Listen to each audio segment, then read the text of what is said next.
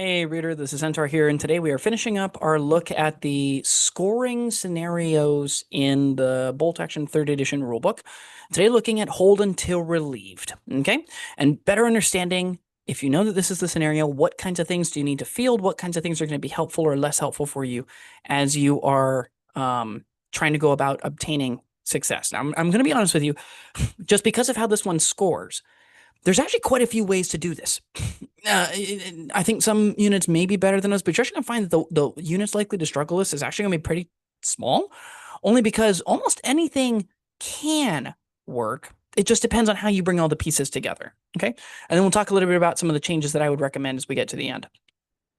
So first of all, in terms of victory condition overview, it's important to note that there is no innate deployment restrictions. And this is strange for this scenario because of how you score, okay? And it's going to mean there are some units that are going to be extremely powerful because of the fact that there is no limitation, like there is, say, in Top Secret, on how close a unit can deploy to the center objective, okay? More on that in a little bit. But the way this works is that there's going to be a 25mm objective in the very center of the board. So you'll see it circled over there is where our objective is, here in the center of the board that we're setting up for the event that I'm going to be running soon. In this case, it has an infantry or artillery model. As long as any infantry or artillery model ends its activation within 3 inches and no enemy is there, then they can control the objective. Okay? And you win if you control the center objective. Okay? So what you want is you want to swiftly claim it. You want, ideally, as early as the first activation, turn 1, to drop a unit there that will survive. And then you just want to make sure that you have another unit within 3 inches for the rest of the game. That could be dropping a damage value 10 or damage value 11 tank right there, smack dab in the center of the board, saying you've got to destroy me in order to get through.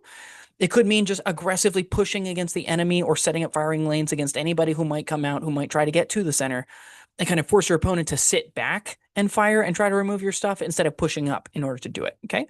But what you want is that combination of swift claiming with swift retention. Right? You need strong retention on it to make sure that you actually maintain the objective. And this means you're going to have a bloodbath in the center. There's not a lot of reasons to deploy stuff to the very far edges of the board.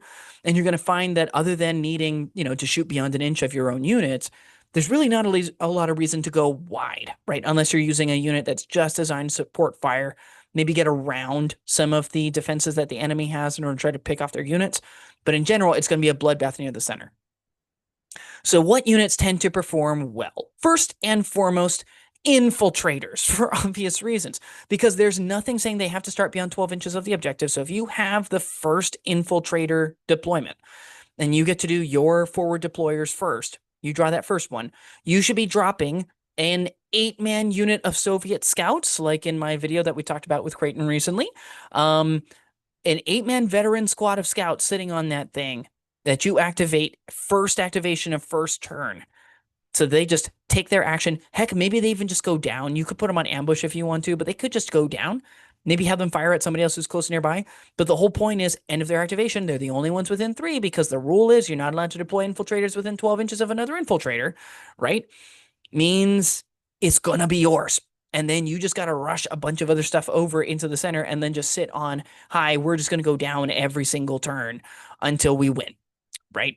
And that's the game for you. Okay. Similarly, assault and close range infantry do tend to work pretty well here.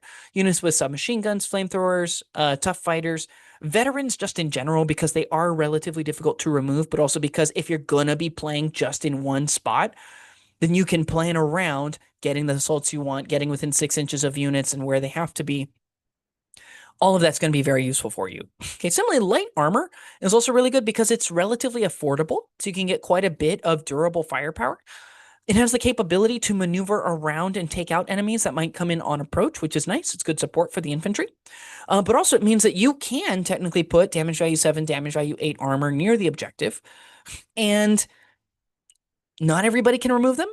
They may even cut off lines of view to other units that might be more vulnerable to things like, say, machine guns from far away, or heavy machine guns especially. And you might be able to protect them and screen them with really light armor, okay? You have to be careful because if somebody gets serious weapons close to you, you don't want to be a sitting duck when you're only damage value 7 or damage value 8, because a light AT gun will do damage to, especially if they can wrap around and get a side shot. So just be careful of that. But they can be very useful just for screening and making sure the rest of your troops are fine. More likely in the center, you want heavy armor. You want big stuff. If you can get damage value 10 or damage value 11, that's even better, right? Because if you can roll that up and park it after your infantry have already claimed it, removing you is going to be very difficult. Props if you take something like, say, Soviet KV-1 that's damage value 10, armored all around. So it doesn't even matter which direction they shoot at you from, they still got to get to that 10. And that is going to be hard to do, okay? Artillery and machine gun teams also tend to work pretty well just because they can suppress enemy units to protect your own units. So they're not going to be the ones moving to the center. They're going to be the ones around the edges working down enemies that try to get in order to make sure that they can't take it. Units that are likely to struggle are going to be things like small infantry teams. So if you're taking any of those like 2, 3, 4-man infantry teams that are designed to be a cheap infantry drop, on the one hand, order dice activation can be really useful, potentially. At the same time, they're not going to do a lot of winnowing down of enemy forces for you. They're not going to do a good job of claiming and actually holding the objective. So their utility is really more in the realm of, well, hopefully the other units can activate and do well. But you could find that if those units get mauled up, the small infantry teams aren't actually going to help you win the fight. And so even them contributing the order dice may not do that much for you.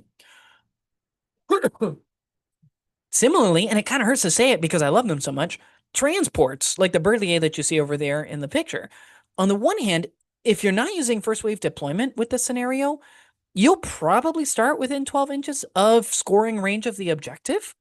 Whether you're doing quarters deployment, whether you're doing long edge deployment, you're going to be within 12 of within that 3-inch radius of the objective. So having a transport doesn't actually matter all that much.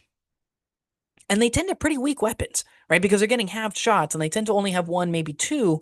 So it's not like they're even, presenting that much firepower. And you can do the same amount of firepower for an awful lot cheaper by buying an infantry unit that does the same thing. So this is not to say don't ever use transports.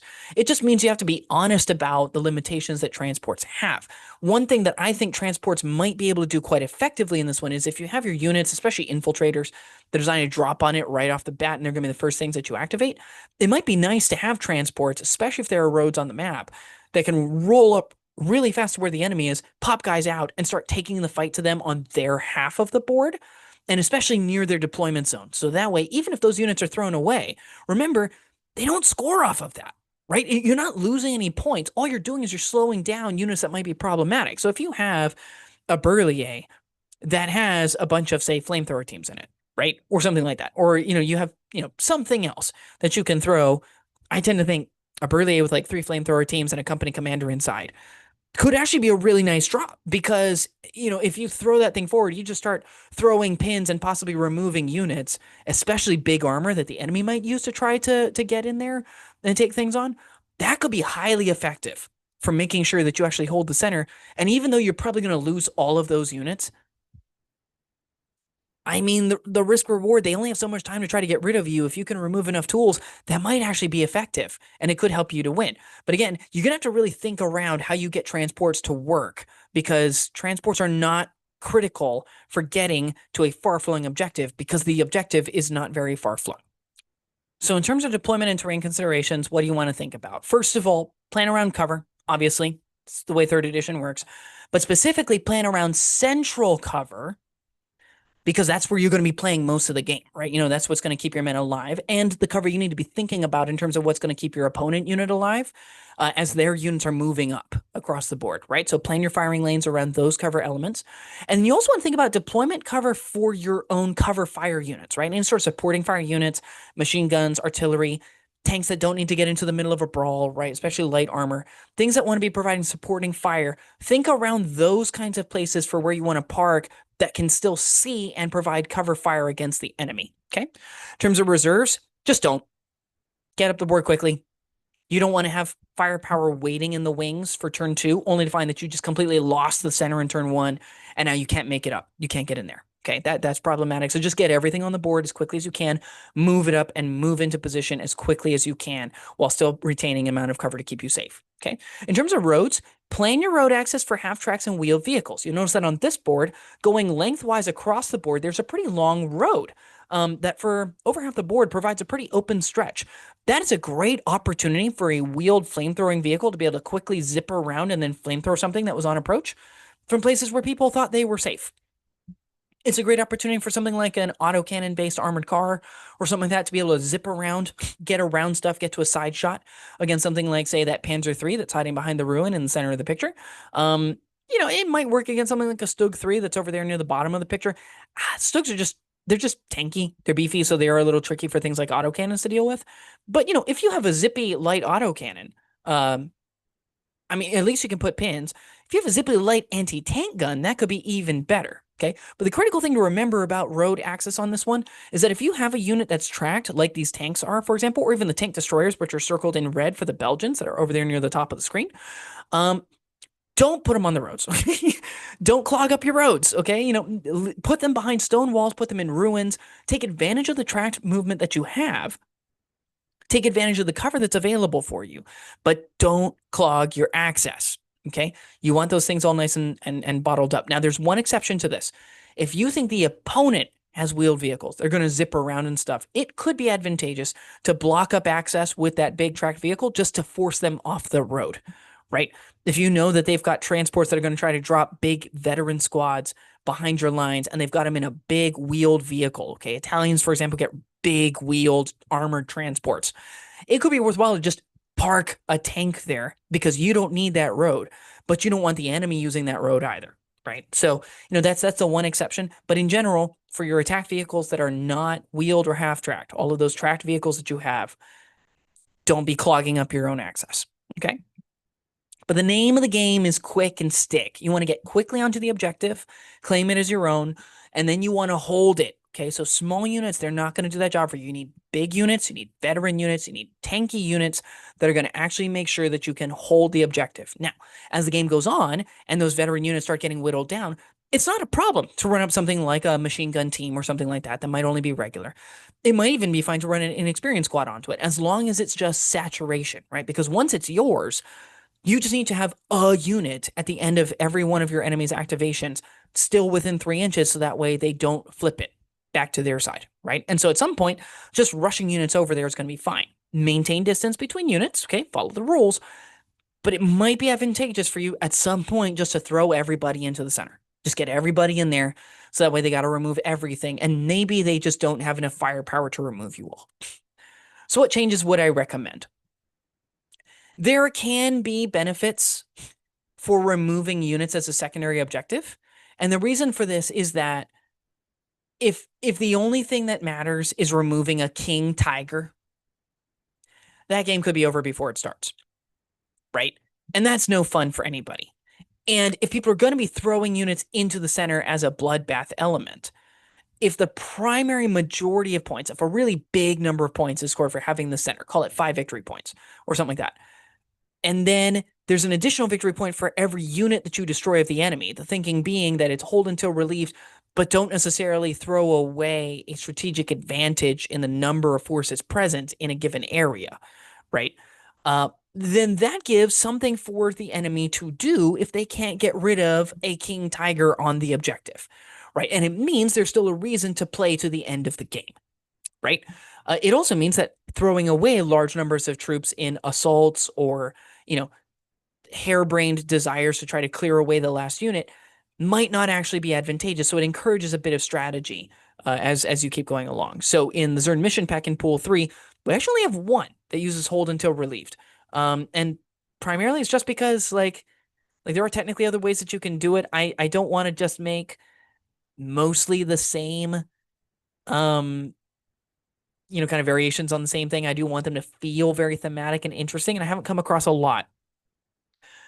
But the way that we do it is what we call King of the Hill. And King of the Hill just says, first of all, the range is now extended to a 6-inch radius, which means there's a lot of room. That's a 12-inch diameter area where you can score, which means you've got to dig people out, okay? Because there's a lot of things people can hide behind, even in the center of a board if somebody intended it for to be relatively open. And that means you got to do the job, right, of actually digging the enemy out. And I think that that's a good thing.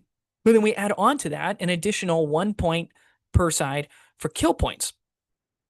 And so the result is that you can't just throw everybody away. It really helps to have really sticky, solid, durable units. It also means having a lower order dice count could actually be advantageous because if you have, say, like a big tank and a bunch of big squads that are really durable, maybe they got a bunch of submachine guns too, and you're playing at like 1,000 points and your opponent has like 16 to 18 order dice, and maybe you've even got only 12 or something like that, you might actually be better off without all those extra order dice because as much as they may be throwing pins down, as long as you can manage getting the activations, you might start eating up units and then eventually parking something big on the objective after having eaten up those units, and it might be impossible for them to get around you just because you physically can't cough up a lot of points, right? Because as long as you've got, say, the one durable tank, call it like, again, like a KV1, right? Heaven forbid it's a veteran KV1. Now it's damaged IU-10, armored all around. It only suffers pins if you can actually breach the armor. So you have to have at least a pen +4, not at long range, in order to even pin the thing, let alone damage the thing, which is not good odds. Okay, if that's the kind of thing you're running, they could wipe out the other 11 units. And as long as you've wiped out 7 of them, 8 of them, 8 of their units, which could be relatively easy to do depending on how you build the army, and you still have the center, even though you've just got the one tank and they've got over half of their units still around, you might have the game. That could be yours, right? And so I think it presents a lot of strategy. It gives units something to do all the way to the end of the game. It means you can't just slack off and get lazy, and the game isn't going to be over in 10 minutes, which I think is good. It helps make things good. And again, we clarify the whole infiltrator thing to clarify that you do have to start beyond 12 inches of the center. So you can still potentially run units onto it first activation, first turn, and still claim it. And that's fine. I just don't like the idea of somebody dropping a potentially, I think now with the new British book, we have a 9 or 10 man, I think, forward observer unit. That's an infiltrator that could be taken veteran, all with submachine guns. And you could drop that first turn right there on it. I mean, that's a lot. It's a lot to handle. So we put it in there. You do have to start beyond 12 inches. It's just the way it is. And I don't think that's necessarily a problem. Do let me know if you think that is a problem. I don't think it is. But in general, I tend to like King of the Hill. I think it's nice sometimes to just have a relatively simple thing. You see that center part? Take that part.